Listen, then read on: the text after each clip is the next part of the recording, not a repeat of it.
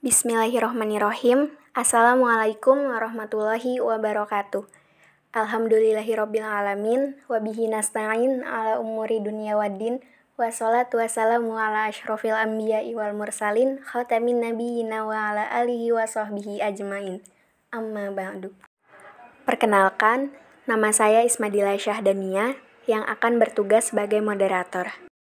Adapun anggota kelompok kami adalah: yang pertama adalah saya sendiri, Ismadila Syahdania. Yang kedua ada Lia Indriani. Yang ketiga ada Mela Safitri. Dan yang terakhir ada Naisha Afifah. Adapun topik yang akan kami bahas pada video kali ini adalah karakteristik akhlak dalam Islam. Materi pembahasan yang pertama adalah Al-Quran dan Sunnah Nabi Muhammad SAW sebagai sumber. Yang kedua, kedudukan akal dan naluri. Yang ketiga, motivasi iman. Yang keempat, mata rantai akhlak. Dan yang kelima, tujuan luhur akhlak dalam Islam. Selanjutnya adalah penyampaian dan penyajian materi. Saya persilahkan kepada Naisha Afifah untuk membacakan materi pertama. Al-Quran dan Sunnah Nabi Muhammad SAW sebagai sumber. Akhlak dalam Islam merupakan sistem akhlak yang berdasarkan kepercayaan kepada Tuhan, maka tentunya sesuai pula dengan dasar agama itu sendiri. Nabi Muhammad SAW sebagai Nabi akhir zaman, kehadirannya untuk menyempurnakan akhlak manusia. Dengan demikian, sumber pokok dari akhlak adalah Al-Quran dan hadis yang merupakan sumber utama dari agama itu sendiri.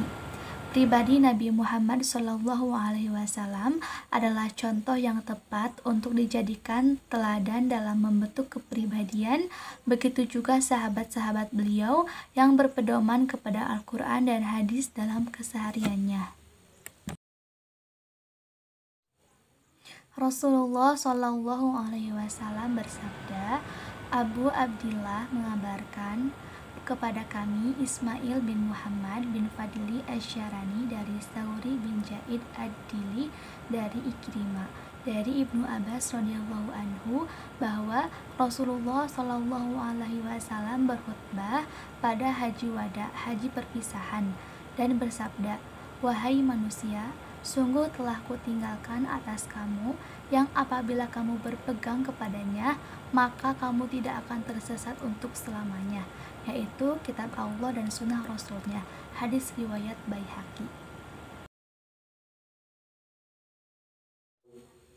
Manusia senantiasa berlomba untuk mendapat kehormatan, kemewahan, dan kebebasan yang sebesar-besarnya. Dengan demikian, tidak diragukan lagi bahwa tindakan manusia apapun bentuknya pada hakikatnya bermaksud mencapai kebahagiaan. Namun untuk mencapai kebahagiaan menurut sistem akhlak yang agamis Islam dapat dicapai dengan jalan menuruti perintah Allah, yakni dengan menjauhi larangan dan mengerjakan perintahnya, sebagaimana tertera dalam pedoman dasar hidup bagi tiap muslim, yakni Al-Quran dan hadis yang telah disabdakan oleh Rasulullah SAW.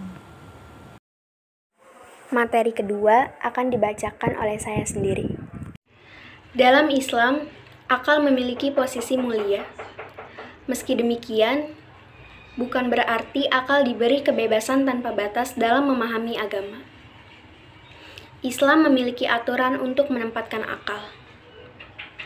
Akal yang sehat selalu cocok dengan syariat Allah Subhanahu wa Ta'ala dalam permasalahan apapun. Akal adalah nikmat besar yang Allah Subhanahu wa Ta'ala titipkan dalam jasmani manusia. Akal merupakan kekayaan yang berharga bagi manusia.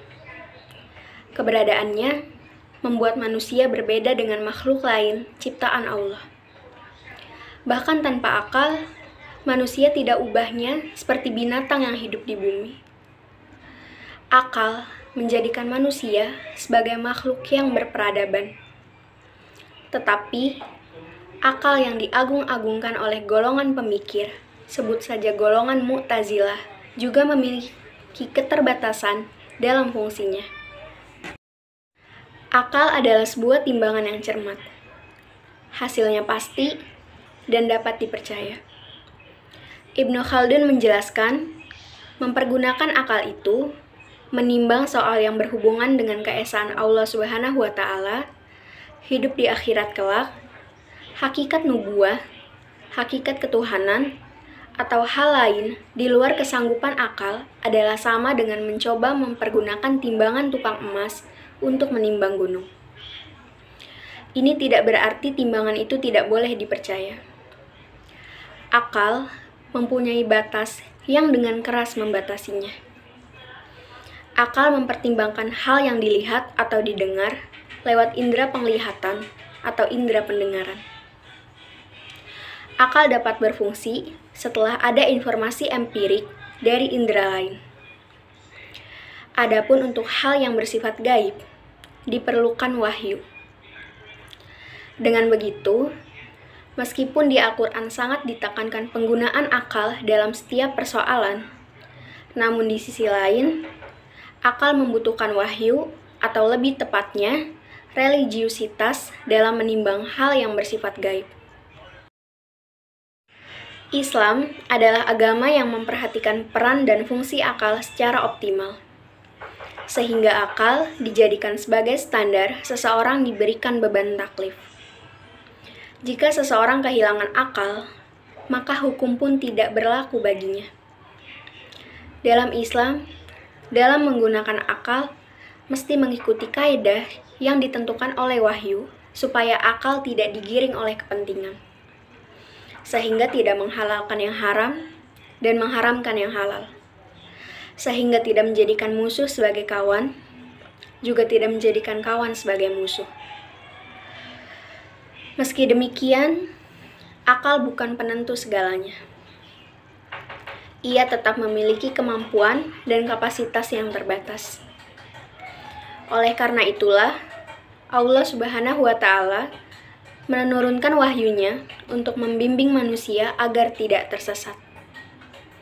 Dalam keterbatasannya, akal manusia menjadi mulia. Sebaliknya, ketika ia melampaui batasnya dan menolak mengikuti bimbingan wahyu, maka ia akan tersesat. Penyampaian dan penyajian materi ketiga akan dibacakan oleh Mela Safitri.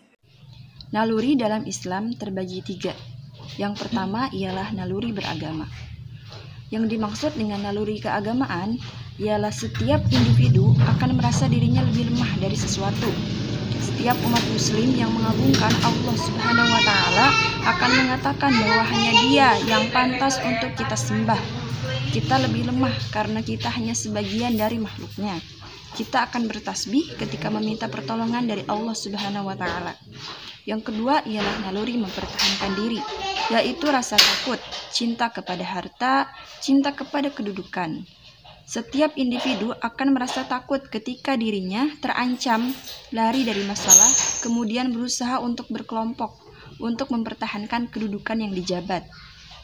Untuk kalangan anak muda, naluri ini terpenuhi melalui ambisius dalam belajar, berusaha menjadi yang terbaik di masa depan. Yang ketiga ialah naluri melestarikan jenisnya.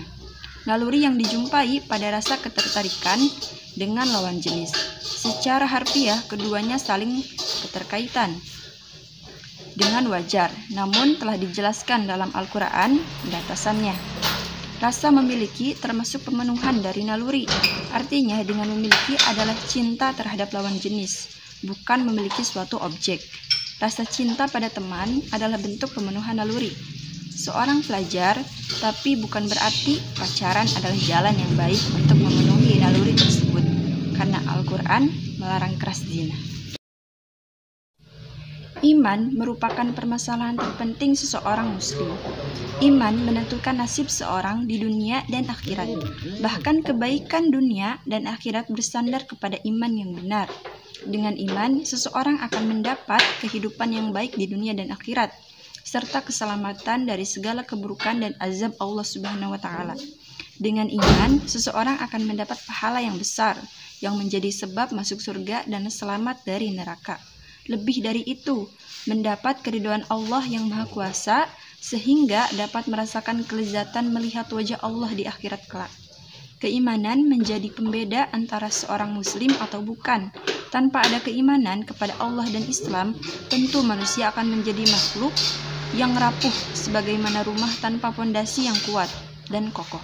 Keimanan terhadap rukun Islam dan fungsi agama Islam tentunya adalah perintah dari Allah Subhanahu wa Ta'ala.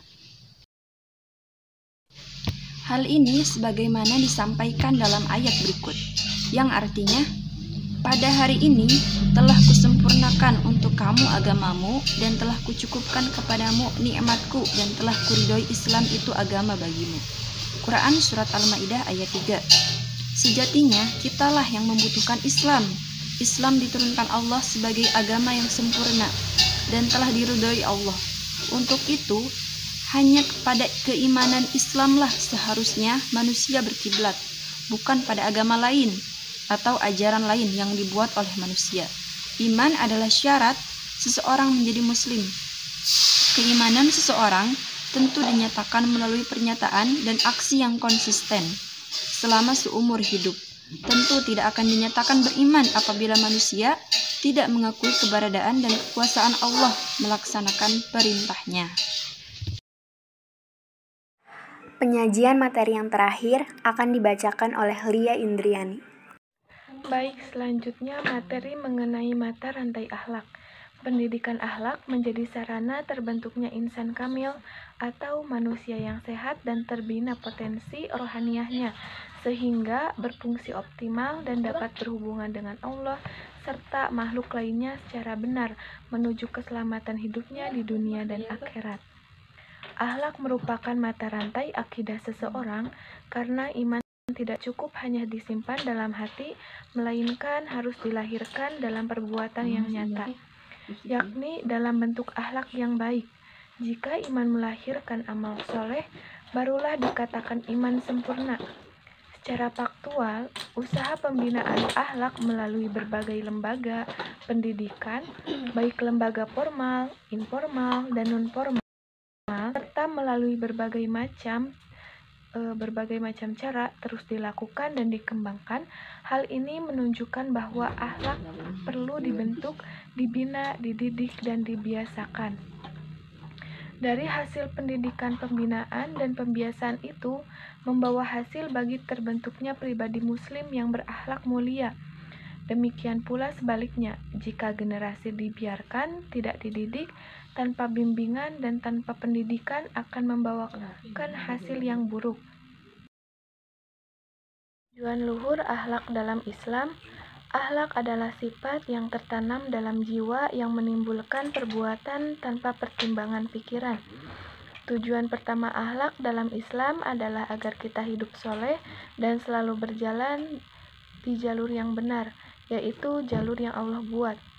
Memiliki akhlak mulia juga merupakan tujuan utama edukasi Islami. Budi luhur seseorang dirasa baik saat tingkah laku merefleksikan nilai yang ada dalam kitab dan as-sunnah. Selain itu, implementasi moral adalah dasar edukasi manusia. Al-akhlaq al-karimah dalam perspektif Islam adalah salah satu misi pokok Nabi Muhammad SAW. Rasulullah ditugaskan Allah menyempurnakan akhlak mulia, karena akhlak yang baik merupakan amalan yang paling banyak memasukkan manusia ke surga. Sebagaimana disampaikan Rasulullah SAW ketika ditanya tentang amalan yang paling banyak memasukkan manusia ke surga, beliau mengatakan, takwa kepada Allah dan akhlak yang baik. Baiklah teman-teman, kita telah mendengarkan pemaparan materi dari kelompok penyaji yang sangat luar biasa. Selanjutnya akan dibacakan kesimpulan dari topik diskusi yang telah kita bahas sebelumnya. Selanjutnya ada kesimpulan. Akhlak merupakan sistem yang berdasarkan kepercayaan kepada Tuhan, maka tentu sesuai dengan dasar dari agama itu sendiri. Dalam ajaran Islam, akhlak sungguh penting. Nabi Muhammad SAW hadir untuk menyempurnakan akhlak manusia. Akhlak memiliki posisi mulia. Akhlak adalah timbangan yang cermat. Hasilnya pasti dan dapat dipercaya. Islam adalah agama yang memperhatikan peran dan fungsi akal secara optimal. Sehingga akal yang dijadikan sebagai standar seseorang diberikan beban taklif. Jika seseorang kehilangan akal, maka hukum pun tidak berlaku baginya. Dalam menggunakan akal, mesti mengikuti kaedah yang ditentukan oleh wahyu, supaya akal tidak digiringi oleh kepentingan, sehingga tidak menghalalkan yang haram dan mengharamkan yang halal, sehingga tidak menjadikan musuh sebagai kawan, dan kawan pula sebagai musuh. Meski demikian, akal bukan penentu segalanya. Ia tetap memiliki kemampuan dan kapasitas terbatas. Oleh karena itu, Allah Subhanahu wa Ta'ala menurunkan wahyunya untuk membimbing manusia agar tidak tersesat. Dalam keterbatasannya, akal manusia menjadi mulia. Sebaliknya, ketika ia melampaui batasnya dan menolak mengikuti bimbingan wahyu, maka ia akan tersesat. Iman menentukan nasib seseorang di dunia dan akhirat. Bahkan kebaikan dunia dan akhirat bersandar kepada iman yang benar.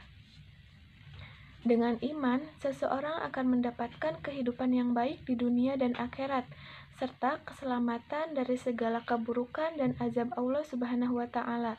Dengan iman, seseorang akan mendapatkan pahala yang menjadikan sebab masuk surga dan selamat dari neraka. Pendidikan akhlak menjadi sarana terbentuknya insan kamil. Akhlak merupakan mata rantai akidah seseorang. Iman tidak cukup hanya disimpan dalam hati, melainkan harus dilahirkan dalam perbuatan yang nyata, yakni dalam bentuk akhlak yang baik. Jika iman melahirkan amal soleh, barulah dikatakan iman sempurna. Demikian presentasi kelompok kami.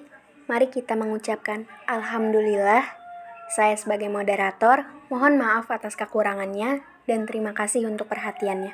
Wassalamualaikum warahmatullahi wabarakatuh.